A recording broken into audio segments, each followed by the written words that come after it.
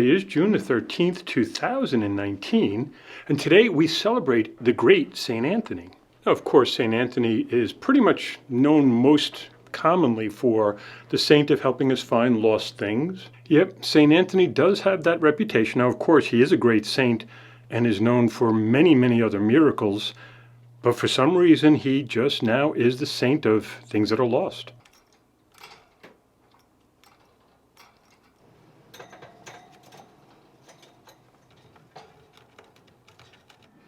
I lose a lot of things, so St. Anthony knows me very well. Now, I do have to admit, there was a time in my life when I was kind of like one of those naysayers when it came to St. Anthony helping you find lost things. I mean, it just kind of came across to me like this is one of those magical incantation things, and, you know, like, come on, can we be more serious here? But I will admit now, I go to St. Anthony when something is lost. Trust me, it does work. So what did change my perspective on this one, and how did I come to know St. Anthony a little bit better? It all happened when I was in my first parish as a newly ordained. Now, for you young people out there, we used to have these things called CDs, these little compact discs, on which there was this stuff called music. And if you wanted to listen to the music, you needed a little CD player. Okay, so I had this thing called a Sony Walkman. Small compact CD player that I could, use when I would go out and go for a bike ride and things like that, so I could listen to some music. So there was one day when I went to go look for my little Sony Walkman because I wanted to take a bike ride, and sure enough, I could not find it anywhere. I'm telling you, I could not find the thing. I checked through my rooms, top to bottom. But genius that I am, I figured, let me ask the person who cleans the house. She might have seen it or know where I'd left it. And so I went up to her and I said, have you seen my little Sony Walkman? And she says, no. She says, but say a prayer to St. Anthony. Well, there I thought I had my opportunity to basically tell her that, come on, we're not into this superstitious mumbo-jumbo kind of stuff. I'm really not going to try that one. I have to admit, she was quite persistent in trying to get me to say the prayer to St. Anthony. So I finally, in my frustration, said, fine, St. Anthony, I've lost it. Can you just get it back for me? Well, that did not make her happy at all. I thought I'd said it there. I'd done it. I said it. And she goes, no, you have to say it the right way. Now I'm getting those thoughts in my head going, all right, this is magic incantation stuff. No way. I just gave her one of those. I said what I said. If this really does work, it doesn't make a difference. Therefore, I said the thing. Done. I'm done with this. She just kind of smiled at me and laughed a little bit and said, you just don't understand, do you?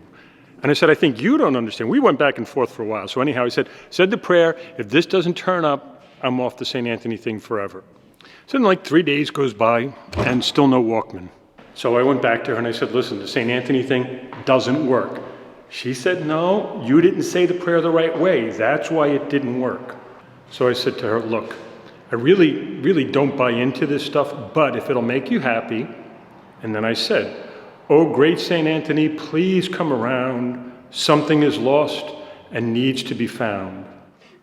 I've lost my wallet like 3 or 4 times, definitely, in a year. And he's come through every single time. Now she just smiled and said, watch, he never fails, ever. Now, I kid you not, it was only about an hour later, I went into one of the cabinets in my room that I'd been into about 1,000 times looking for my Walkman, which is where it should have been. Now, I kid you not, right smack in the front, right there in front of my eyes was my Walkman.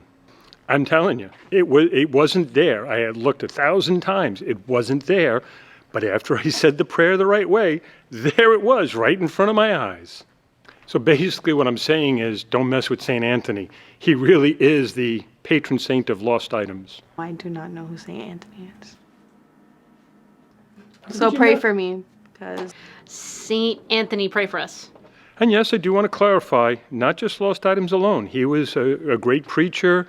He was one of those people that helped convert, literally thousands and thousands of people. I mean, going back to the other day, having that unified message, having that powerful message, many people came to Christ through his preaching. He's a patron saint of the lost things. He is known for his preaching, the sermon and homily. And through his homily, he converted many of the people. And ironically, there are relics around the world of St. Anthony, but in the church in Padua, it's actually his vocal cords that were uncorrupt. But I will say this much, even when it comes to all the saints, we as Catholics do understand that there's far more to this communion of saints than just meets the eye. We do need their powerful intercession and their relationship to us from before the throne of God. He is St. Anthony of Padua. Padua is in central Italy. Beautiful place, by the way. If you ever get a chance to visit, it's well worth it. I really wanted to go see Padua. Didn't get the opportunity, so that's next on my list. First time I did a pilgrimage to Fatima, you go in through Lisbon. Lisbon is in Portugal, of course, not far from Fatima. And as we're driving towards Fatima, we stop in this place that supposedly is from a St. Anthony. She keeps talking about St. Anthony of Lisbon, St. Anthony of Lisbon. In my sheepishness, I had to say, St. Anthony of Lisbon? She smiles and she goes, oh, you probably know him as St. Anthony of Padua. The Italians stole him from us. It really is a beautiful little church in Lisbon. It's nestled on one of the side streets. And down below the main church, you can go down to the place where his house was, where he was born. Oh, so like, you know how I said I don't know who St. Anthony is? I'll tell you this much about Michelle. Knows nothing about the saints. Nothing. It's when everybody knows him apparently but me.